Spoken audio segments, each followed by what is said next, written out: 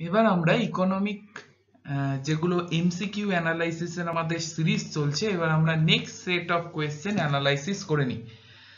এখানে আমরা পরের পার্টের কোয়েশ্চেন গুলো করব। আগের দিন আমরা একটা পার্ট করে দিয়েছিলাম, এটা নেক্সট পার্ট। আমরা আগের ভিডিওতে একটা পার্ট করেছিলাম, এবার নেক্সট পার্ট করব। তো আমি প্রশ্নগুলো চলে আসি। কি আছে? Which of the following is not an apex institution. Apex institution মানে কি? অ্যাপেক্স ইনস্টিটিউশন মানে যে অন্য ইনস্টিটিউট গুলোকে পরিচালনা করে, মানে প্যারেন্ট। অ্যাপেক্স মানে যার আন্ডারে অন্যান্য ইনস্টিটিউশন পরিচালিত হয়। দেখো, সিডবি, সিডবি বা অন্যান্য ইনস্টিটিউশনের অ্যাডভান্স মানে হাইয়েস্ট, সেই সেক্টরের হাইয়েস্ট ইনস্টিটিউশন হিসেবে কাজ করে। সিডবি কিন্তু একটা অ্যাপেক্স ইনস্টিটিউশন, কারণ এটা এমএসএমই কে লোন প্রোভাইড করে। ভারতের সমস্ত এমএসএমই লোন এই সিডবির মাধ্যমে দেওয়া হয়, এবং সেটা সিডবি কি করে, অন্যান্য ইনস্টিটিউটের মাধ্যমে সেই লোনগুলো দেয়। নাবার্ড, নাবার্ড ও এগ্রিকালচারের ক্ষেত্রে অ্যাপেক ইনস্টিটিউট, কারণ এগ্রিকালচারের সমস্ত লোনগুলো নাবার্ড দেয়। বিভিন্ন commercial bank, cooperative bank, regional rural ব্যাংকের মাধ্যমে এই লোনগুলো দেয়। নেক্সট চলে আসছি state cooperative bank. State cooperative ব্যাংকের আন্ডারেই বঙ্গীয় গ্রামীণ ব্যাংক, তারপরে এই যে regional rural bank, district cooperative bank, এগুলো থাকে। অর্থাৎ এইগুলোর হেড হিসেবে স্টেট কোঅপারেটিভ ব্যাংক কাজ করে। কোঅপারেটিভ ব্যাংক তোমরা জানো যে 3 টায়ার সিস্টেম, একটা একদম কোঅপারেটিভ, একটা ডিস্ট্রিক্ট কোঅপারেটিভ, একটা state cooperative.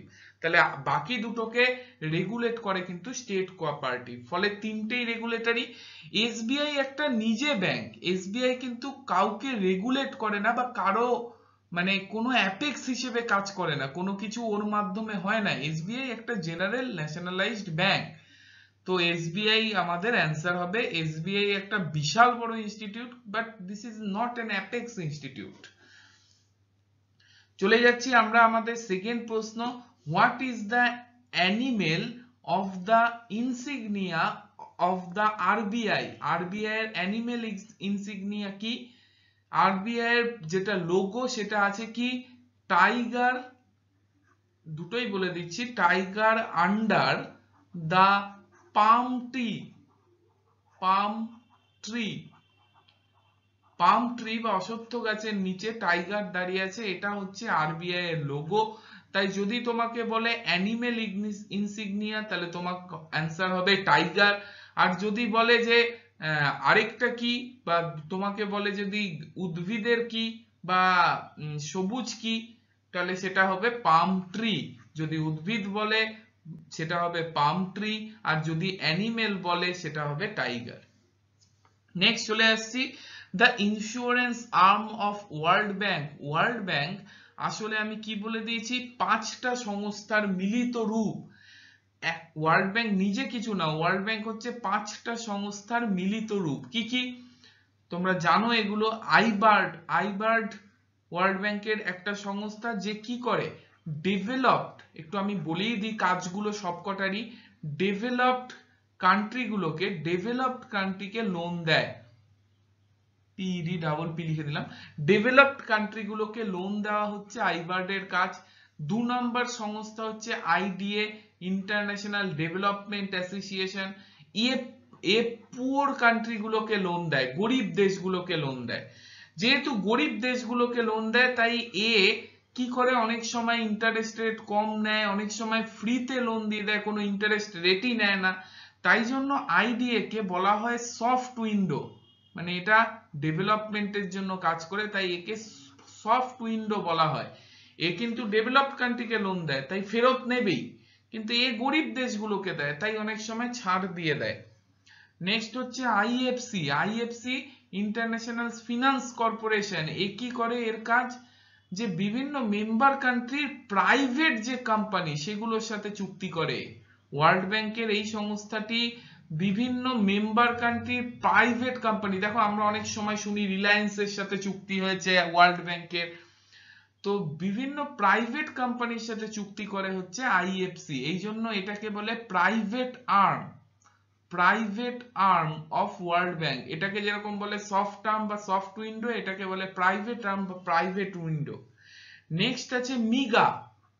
MIGA multilateral investment guarantee agency, এটা কি করে, ক্রস বাউন্ডারি বিভিন্ন দেশের মধ্যে যে ইনভেস্টমেন্ট হয় তাতে ইন্স্যুরেন্স প্রোভাইড করে, তাতে ইন্স্যুরেন্স প্রোভাইড করে মিগা।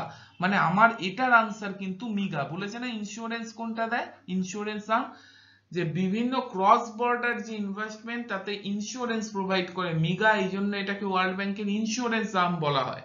চারটে হলো, একটা বাকি আছে, একটা হচ্ছে আইসিএসআইডি। আইসিএসআইডি এটা কি, এটা হচ্ছে কি, ইনভেস্টমেন্ট ডিসপুটে দুটো কান্ট্রি ক্রস বর্ডার ইনভেস্টমেন্ট কোনো ডিসপুট হলে সেটাকে সেটেল করে হচ্ছে আইসিএসআইডি। একটা মনে রাখতে হবে, ইন্ডিয়া এই চারটারই মেম্বার, ওয়ার্ল্ড ব্যাংকের 5টা সংস্থার মধ্যে 4টার মেম্বার হচ্ছে ইন্ডিয়া। ইন্ডিয়া শুধু কিন্তু আইসিএসআইডির মেম্বার নয়, ইন্ডিয়া নিজেকে আইসিএসআইডি থেকে আলাদা রেখেছে, এটাও কিন্তু প্রশ্ন আসে, মনে রাখতে হবে।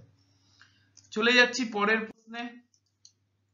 সিডবি, সিডবির হেডকোয়ার্টার কি, এটা আর কি বলবো তোমাদের, তাও বলে দিই সিডবির সম্পর্কে কিছু কিছু জিনিস, যে সিডবির এখন কয়েকটা জিনিস জানা দরকার, হ্যাঁ ওগুলো বলে দিচ্ছি।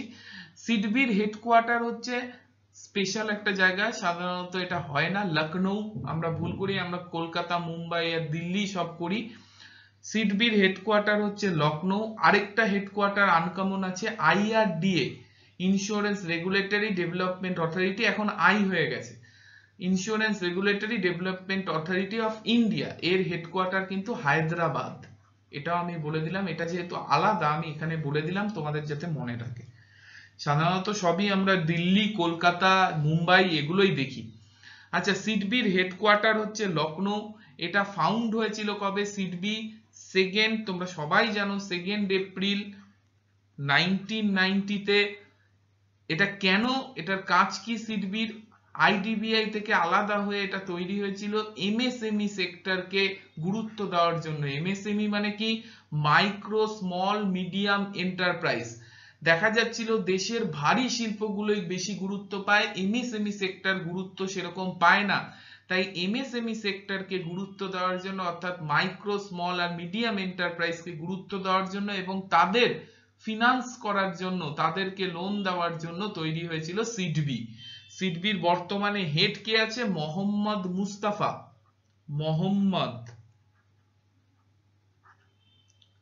মোহাম্মদ মুস্তাফা।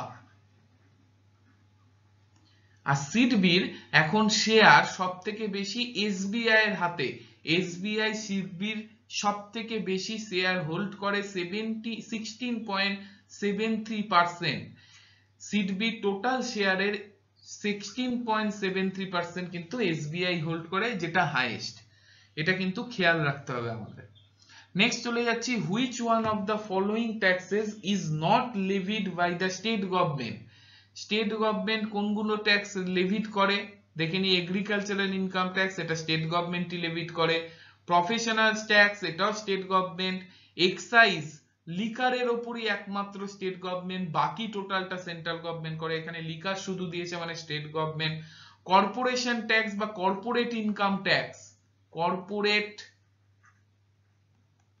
ইনকাম ট্যাক্স, এটা সম্পূর্ণভাবে সেন্ট্রাল গভর্নমেন্টের, এবং এই কর্পোরেশন ট্যাক্সে কিন্তু সেন্ট্রাল গভর্নমেন্টের সব থেকে বেশি বেনিফিট দেয় ডাইরেক্ট ট্যাক্সের মাধ্যমে, ওয়ান অফ দ্য লার্জেস্ট এটা সেন্ট্রাল গভর্নমেন্টের। তাহলে আমার আনসার কি হবে, ডি, ডি স্টেট গভর্নমেন্টের আন্ডারে নয়। Which is better measure of welfare, welfare economic হবে, এটা ইকোনমিক ওয়েলফেয়ার মাপার জন্য যে কোনটা সব থেকে ভালো মেজার। আগে ইকোনমিক ওয়েলফেয়ার জিডিপি বা জিএনপির মধ্যে মাধ্যমে মাপা হলেও এখন কিন্তু আমি বলেই দিয়েছিলাম পড়াতে গিয়ে যে ইকোনমিক ওয়েলফেয়ার মাপা হয় পার ক্যাপিটা ইনকামের মাধ্যমে।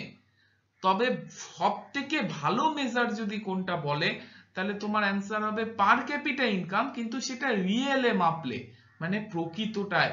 রিয়েল মানে তোমরা জানো একটা বেস ইয়ারের সাপেক্ষে যখন মাপা হয় তখন সেটাকে বলে রিয়েল ইনকাম। তো রিয়েল ইনকামে মাপা হলে সেটা সব থেকে ভালো মেজার। কিন্তু ইন্ডিয়াতে রিয়েল ইনকাম প্রকাশ করা হয় না, এটা তোমরা জানো। ইন্ডিয়ার ক্ষেত্রে রিয়েল ইনকাম শুধুমাত্র গভর্নমেন্ট ইউজের জন্য, জনগণের কাছে এটা প্রকাশ করা হয় না। তাই ইন্ডিয়ার ক্ষেত্রে কিন্তু পার ক্যাপিটা ইনকামের মাধ্যমে ইকোনমিক ওয়েলফেয়ার মাপা হয়। কিন্তু এখানে যেহেতু প্রশ্নটা অন্যরকম দিয়েছে, বেটার মেজার, বেটার কিন্তু পার ক্যাপিটা রিয়েল ইনকাম, কিন্তু ইন্ডিয়ার ক্ষেত্রে পার ক্যাপিটা ইনকাম করা হয়, কারণ রিয়েল ইনকাম কিন্তু ইন্ডিয়ার ক্ষেত্রে প্রকাশ করা হয় না। চলে যাচ্ছি পরের প্রশ্নে। RBI revision of repo rate by 20 base point, ভালো কথা, বেসিস পয়েন্টটা বুঝতে হবে। in points implies which among of the following fraction, বলছে RBI 20 base point repo rate বাড়িয়ে দিল, রেপো রেট 20 বেস পয়েন্ট বাড়িয়ে দিল, তাহলে কি বেস পয়েন্টটা কি? আসলে এটা বেসিস পয়েন্ট এখানে লেখা আছে, এটা বেস পয়েন্টই বলে। আচ্ছা, বেস পয়েন্টটা কি আমাকে জানতে হবে। RBI 1 সমান সমান 100 বেস পয়েন্ট ধরে। RBI ইন্টারেস্ট রেটের ক্ষেত্রে, অর্থাৎ repo rate, bank repo rate, reverse repo রেটের ক্ষেত্রে 1 ইজিক্যাল টু 100 বেস পয়েন্ট ধরে। যেরকম 1 টাকা মানে 100 পয়সা, ঠিক তেমনি 1% ইজিক্যাল টু 100 বেস পয়েন্ট। তার মানে যদি 20 বেস পয়েন্ট বাড়ে, তাহলে আলটিমেটলি কত বাড়ছে? 20/100 বাড়ছে। তাহলে 0 0 কেটে গেল, 0.2 বাড়ছে, 0.2%, এটাই বাড়ছে এখানে 0.2। আচ্ছা 0.2 এই যে ডি হবে, 0.2 মানেই 0.20, একই ব্যাপার। তাহলে আমাকে মনে রাখতে হবে 100 বেস পয়েন্ট মানে 0.2%। আচ্ছা আমি একটা জিনিস এখানে বলে দিই, ব্যাংক রেট, রেপো রেট, আমাদের রিভার্স রেপো রেট, এদের মধ্যে পার্থক্য কত সেটা নিয়ে কিন্তু আমাদের একটা কনফিউশন হয়। রেপো রেট হচ্ছে মাঝখানে, ব্যাংক রেট তার থেকে 100 বেস পয়েন্ট বেশি হয়, বেশিও হয়, এবং রিভার্স রেপো রেট তার থেকে 100 বেস পয়েন্ট বেশি হয় এটা, আর 100 বেস পয়েন্ট কম হয়, এটা আমরা পড়ি। কিন্তু আদতে কিন্তু তাই নয়, আমাদের কনফিউশন তৈরি হয়। তাহলে তো স্যার এখন তো 100 বেস পয়েন্ট বেশি নেই, এখন তো 0.75% বেশি রিভার্স রেপো রেটের থেকে ব্যাংক রেট। এটা কিন্তু 100 ব্যাংক রেপো রেটের থেকে ব্যাংক রেট 100 বেস পয়েন্ট বেশি হয় না, আপ টু 100 বেস পয়েন্ট বেশি হয়। অর্থাৎ সমানও হতে পারে এবং ম্যাক্সিমাম 100 বেস পয়েন্ট মানে 1% অবধি বেশি হতে পারে, তার মাঝখানে যে কোনো জায়গায় থাকতে পারে। এটাও কিন্তু আপ টু 100 বেস পয়েন্ট কম হয়।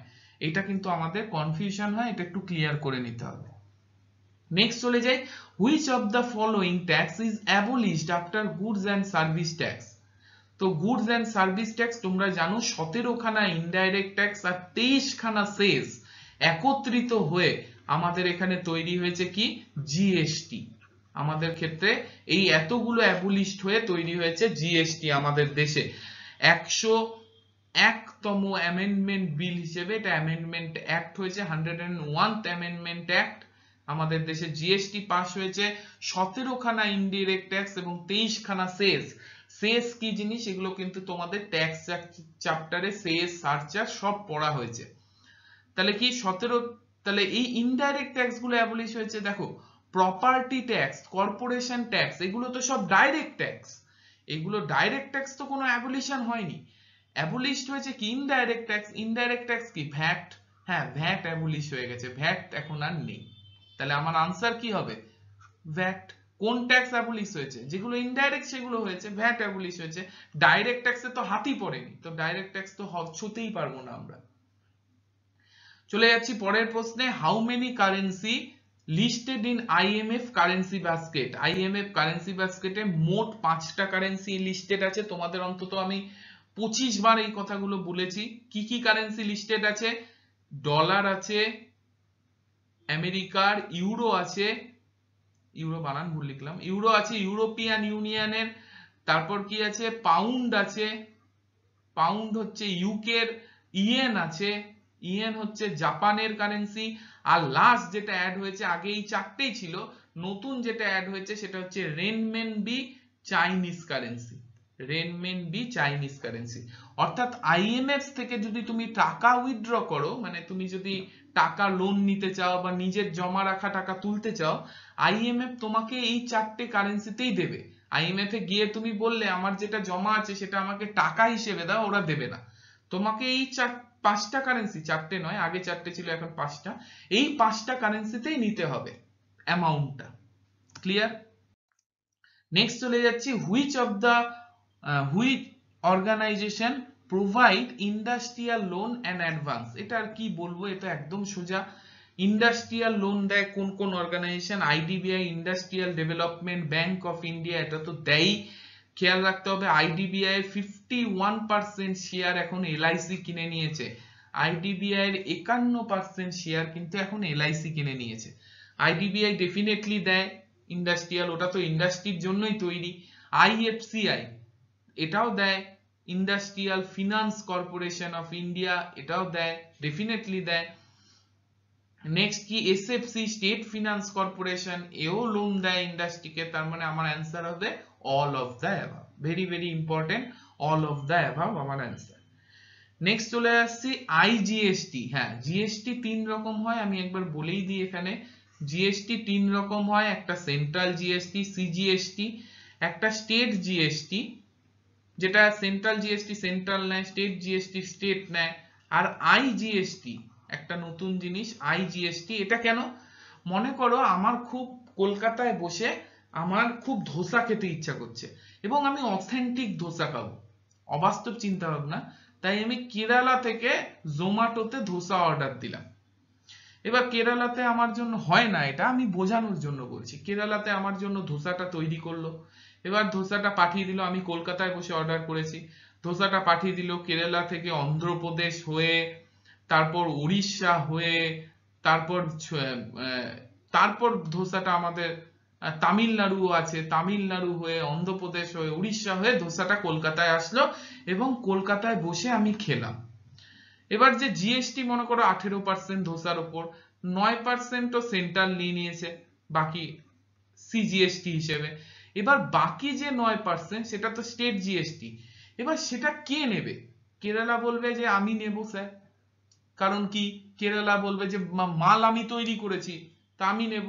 তামিলনাড়ু তখন বলবে ওরে আমার ওপর দিয়ে গেল, আমি যদি না যেতে দিতাম মাল যেত না। অন্ধ্রপ্রদেশও তাই দাবি করবে, উড়িষ্যাও তাই দাবি করবে। আর ওয়েস্ট বেঙ্গল কি বলবে? ওয়েস্ট বেঙ্গল বলবে আরে ভাই কিনলাম তো আমি যদি না করতাম তুই তো সুযোগই পেতিস না এটা তৈরি করার, পরিবহন তো দূরের কথা, তাই না? তাহলে এদের মধ্যে সমস্যা তৈরি হবে। তাহলে কে নেবে এই এসজিএসটিটা? এই ক্ষেত্রে আইজিএসটি আসে যখন এরকম অনেকগুলো স্টেট মানে ইন্টার স্টেট জড়িত থাকে, অনেকগুলো স্টেট। এক্ষেত্রে আইজিএসটি মানে কি ইন্টিগ্রেটেড জিএসটি। এটা কোন স্টেট নেয়? এটা স্টেট নেয় হচ্ছে ডেস্টিনেশন স্টেট। আইজিএসটি যখন অনেকগুলো স্টেট জড়িত থাকে তখন সেটাকে আর এসজিএসটি লেখা হয় না, আইজিএসটি লেখা হয়। এবং আইজিএসটিটা নেয় কে? ডেস্টিনেশন স্টেট, অর্থাৎ যেখানে গিয়ে ওটা কনজিউম হচ্ছে, অর্থাৎ এই যে ধোসার জন্য যে জিএসটি সেটা পাবে হচ্ছে ওয়েস্ট বেঙ্গল, কারণ এটা ওয়েস্ট বেঙ্গলে এসে কনজিউম হচ্ছে, অর্থাৎ এটা ডেস্টিনেশন ওয়েস্ট বেঙ্গল। অর্থাৎ কেরালারও কোনো লাভ নেই, অন্ধ্রপ্রদেশ, উড়িষ্যা, তামিলনাড়ু কারোরই লাভ নেই, এটা টোটাল জিএসটিটা পাবে ওয়েস্ট বেঙ্গল। এটাই হচ্ছে আইজিএসটির কনসেপ্ট। আশা করি ছোট্টর মধ্যে তোমাদের বুঝিয়ে দিতে পেরেছি। তাহলে এটা কি হবে? ইন্টার স্টেট ব্যাপার স্যাপারের মধ্যে, তার জন্য এটা হবে। তাহলে আমার আনসার কি হবে এক্ষেত্রে? আমার আনসার হবে ইন্টার স্টেট, মানে অনেকগুলো যখন স্টেট জড়িত থাকবে, ইন্টার স্টেট যখন ট্রানজাকশন হবে তখন সেটা আইজিএসটির আন্ডারে পড়বে। আশা করি তোমরা ভালোভাবে বুঝেছো। প্রশ্নগুলো আলোচনা করতে গিয়ে অনেকগুলো জিনিস আমাদের হয়ে গেছে, সেশনটা কাজে লেগেছে। এবার আমরা পরের সেশনে আরো কিছু কোয়েশ্চেন আলোচনা করব।